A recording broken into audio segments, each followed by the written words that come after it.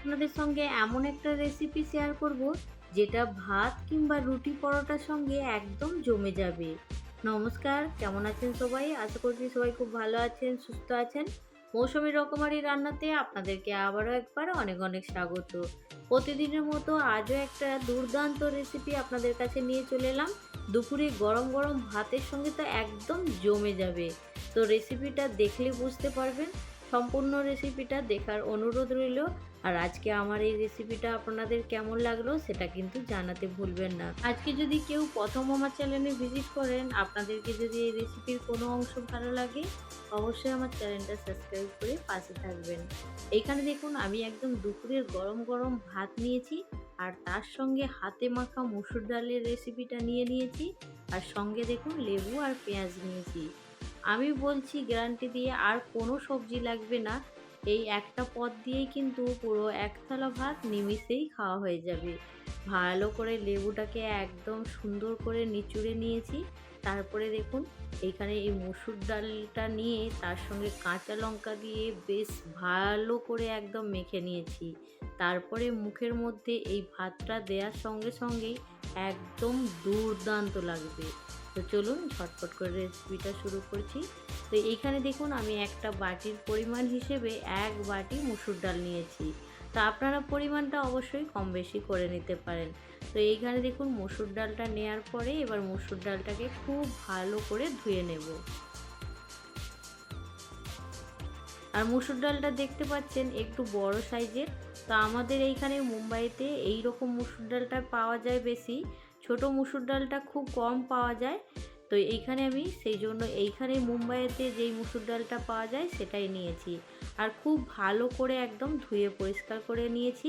আর এইখানে দেখুন একটা মিডিয়াম সাইজের আলুকে খুব সরু সরু করে কেটে নিয়েছি। এবার তার সঙ্গে দিয়ে দেব পেঁয়াজ। তো এইখানে আমি তিনটে মিডিয়াম সাইজের পেঁয়াজ একদম সরু সরু করে কেটে নিয়েছি। আর কয়েকটা ঝালের জন্য কাঁচা লঙ্কা দিয়েছি। এবার স্বাদ মতো নুন দিয়ে দিলাম। তারপরে দেখুন এবার এর মধ্যে দিয়ে দেব হলুদ গুঁড়ো, লঙ্কার গুঁড়ো, আর খুব সামান্য পরিমাণে একটু জিরের গুঁড়ো।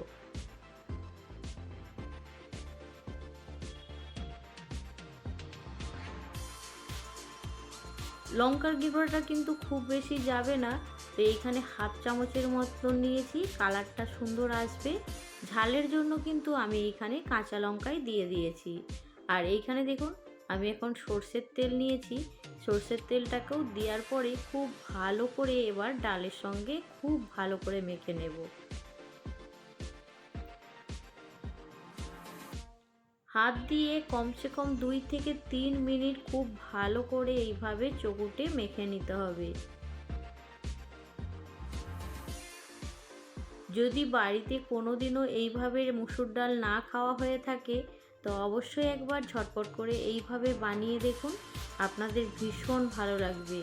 আর এই শীতকালে দুটো তিনটে আর তরকারি বানাতেই হবে না, একটা রেসিপি দিয়েই কিন্তু সুন্দর খাওয়া দাওয়া হয়ে যাবে, সেটা ভাত হোক কিংবা রুটি পরোটা। এইখানে দেখুন গ্যাস অন করে আমার ডালটা কিন্তু সুন্দর মাখা হয়ে গেছে। তো সেই জন্য এইখানে গ্যাস অন করে একটা কড়া গরম করার জন্য রেখে দিয়েছি। এবার কড়ার মধ্যে পরিমাণ মতো সর্ষের তেল দিয়েছি।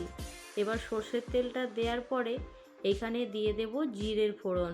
আপনারা চাইলে এখানে কালো জিরের ফোড়ন দিতে পারেন, তা আমি এখানে জিরের ফোড়ন দিয়েছি। তার সঙ্গে শুকনো লঙ্কা, আর দিয়ে দেব একটা দুটো তেজপাতা। এটাকে খুব ভালো করে এখন ভেজে নিচ্ছি। সুন্দর একটা গন্ধ বেরিয়ে যাবে তেজপাতার মধ্যে থেকেও। তারপরে এর মধ্যে দিয়ে দেব রসুন। আমি এখানে 8 থেকে 10টা রসুন খুব ভালো করে থেঁতলে নিয়েছি। নেয়ার পরে দেখুন তেলের মধ্যে দিয়ে একটু এখন ভেজে নিচ্ছি। অবশ্যই আপনাদেরকে বলবো একবার মুসুর ডালটা এইভাবে বানিয়ে দেখুন, খেতে কিন্তু ভীষণ ভালো লাগে। তো রসুনটা যখন একটু ভাজা হয়ে যাবে, তখন হাতে মেখে রাখা মুসুর ডালটা এইখানে দিয়ে দিতে হবে। এবার মুসুর ডালটাকে 2 থেকে 3 মিনিট খুব ভালো করে এখন তেলের সঙ্গে ভেজে নেব। মসুর ডালটাকে এখন একটু নাড়াচাড়া করে নেব আর একটু ভাজা ভাজা করে নেব। তো এইখানে দেখতেই পাচ্ছেন মসুর ডালটা কিন্তু সুন্দর ভাজা ভাজা হয়ে গেছে। তো এইখানে 3 মিনিটের মতো মসুর ডালটাকে একটু নাড়াচাড়া করে নিলেই কিন্তু ভাজা ভাজা হয়ে যাবে। তার থেকে আর বেশি ভাজা করার দরকার নেই। তো এইখানে মসুর ডালটা আমার ভাজা হয়ে গেছে। এবার এর মধ্যে পরিমাণ মতো জল দিয়ে দেব। এখানে আরেকটু পরিমাণে জল লাগবে, সেই জন্য আরেকটু পরিমাণে জল এখানে অ্যাড করে নেব। তো এইখানে জলটা দেয়া হয়ে গেছে। এবার একটু নাড়াচাড়া করে ঢাকনা ঢাকা দিয়ে রেখে দেব, যতক্ষণ না পর্যন্ত আলু মসুর ডাল খুব ভালোভাবে সেদ্ধ না হয়। তো চলুন এটার সেদ্ধ হতে থাক, আরও একটা কাজ করে নেব। মসুর ডালটা এখন সিদ্ধ হতে আছে। এবার অন্য সাইডে আমি একটা গ্যাস অন করে কড়া গরম করে নিয়েছি। এবার কড়ার মধ্যে দিয়ে দেব পরিমাণ মতো সরষের তেল। সরষের তেলটা যখন গরম হয়ে যাবে তখন এর মধ্যে দিয়ে দেব ছোট ছোট কেটে রাখা চিকেন। তো আমি অফ ক্যামেরায় চিকেনটা কেটে খুব ভালো করে ধুয়ে পরিষ্কার করে নিয়েছিলাম। তো এখন তেলের মধ্যে দিয়ে এটাকে একটু নাড়াচাড়া করে ভেজে নেব। তো এইখানে দেখুন চিকেনের মধ্যে এবার দিয়ে দেব পরিমাণ মতো নুন। নুন দেওয়ার পরে একটু নাড়াচাড়া করে একটা ঢাকনা ঢাকা দিয়ে দেব। এবার কিছুক্ষণ অপেক্ষা করব, এই চিকেনের মধ্যে থেকে একটু জল বেরিয়ে যাবে আর তার কারণে কিন্তু চিকেনটাও সুন্দর সেদ্ধ হয়ে যাবে। তো এইখানে দেখুন আমি খুব ভালো করে নাড়াচাড়া করে নিচ্ছি। এবার একটা ঢাকনা ঢাকা দিয়ে কিছুক্ষণের জন্য অপেক্ষা করব। কিছুক্ষণ পরে দেখুন বন্ধুরা চিকেনের মধ্যে থেকে অনেকটাই জল বেরিয়ে গেছে, দেখতেই পাচ্ছেন। আর এইভাবেই নাড়াচাড়া করতে করতে চিকেনের জলটাও শুকিয়ে যাবে আর চিকেনটাও কিন্তু সুন্দর ভাজা হয়ে যাবে। তখন আর এর মধ্যে থেকে কোনো রকম আষ্টে গন্ধ ছাড়বে না। চিকেনটা সুন্দর ভাজা হয়ে গেছে দেখতেই পাচ্ছেন। এবার এটাকে তুলে নেব। চিকেনটা তুলে নেওয়ার পরে ওই কড়ার মধ্যে আরও একটু পরিমাণে তেল দিয়ে দিয়েছি। আর তেল দেওয়ার পরে একটা ডিম খুব সুন্দর করে ভেঙে কড়ার মধ্যে দিয়ে দিয়েছি। এবার খুব সামান্য পরিমাণে একটু নুন দিয়ে ডিমটাকেও সুন্দর করে ভেজে নেব। তো আপনারা চাইলে এইখানে শুধু ডিম দিয়েও বানাতে পারেন আর শুধু চিকেন দিয়েও বানাতে পারেন। আর যদি চিকেন আর ডিম দুটোই না দিতে ইচ্ছে যায় তখন সেই ক্ষেত্রে শুধু মুসুর ডালটা এইভাবে নাড়াচাড়া করে রান্না করলে সেটাও কিন্তু খেতে বেশ ভালোই লাগবে, মন্দ লাগবে না। তো এখন আমি ডিমটাকে সুন্দর করে ভেজে নিচ্ছি দেখুন। তা আপনারা বুঝতেই পারছেন ডিম আর চিকেনটা যদি এই মুসুর ডালের মধ্যে দেয়া হয় এর স্বাদটা কতটা বেড়ে যাবে। অনেকে আবার ডাল খেতে চায় না, তাদেরকে একবার এইভাবে বানিয়ে দিন, তারাও কিন্তু খুব হাসতে হাসতে খেয়ে নেবে। খেতে অপূর্ব সুন্দর লাগে, রুটি পরোটা হোক কিংবা গরম ভাত। আর আমার তো বেশি ভালো লেগেছিল একদম গরম গরম ভাতের সঙ্গে, দুর্দান্ত লেগেছিল।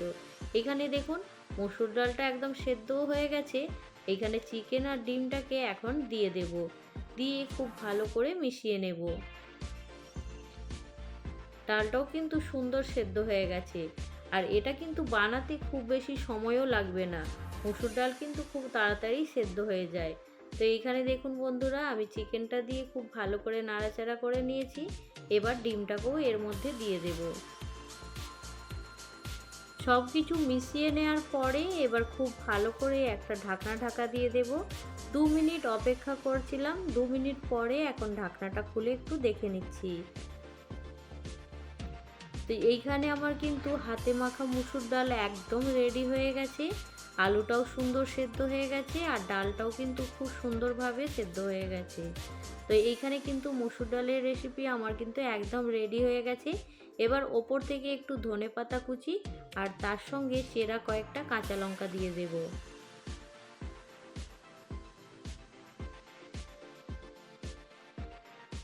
ভালো করে ধনেপাতা আর কাঁচা লঙ্কা মুসুর ডালের সঙ্গে মিশিয়ে নিচ্ছি। মিশিয়ে নেওয়ার পরেই এবার গ্যাসের ফ্লেমটাকে বন্ধ করে দেব। এখানে কিন্তু মুসুর ডালটা একদম রেডি হয়ে গেছে। এবার এটা একটা প্লেটের মধ্যে সুন্দর করে তুলে নিয়েছি। ওপর থেকে একটু ঘি দিয়ে দেব আর তার সঙ্গে ওপর দিক থেকে অল্প একটু ধনেপাতা ছড়িয়ে দেব। আজকের এই হাতে মাখা মুসুর ডালের রেসিপি আপনাদের কেমন লাগলো জানাতে ভুলবেন না। ভালো লাগলে অবশ্যই একটা লাইক দিয়ে দেবেন। আজকে যারা প্রথম আমার চ্যানেলে ভিজিট করছেন, আপনাদেরকে যদি এই রেসিপির কোনো অংশ ভালো লাগে, অবশ্যই চ্যানেলটা সাবস্ক্রাইব করে পাশে থাকবেন। আজকের রেসিপি এইখানেই শেষ করছি। পরবর্তী রেসিপি নিয়ে খুব তাড়াতাড়ি আরও একটা নতুন ভিডিওর সঙ্গে দেখা হবে। সবাই ভালো থাকবেন, সুস্থ থাকবেন। বাই।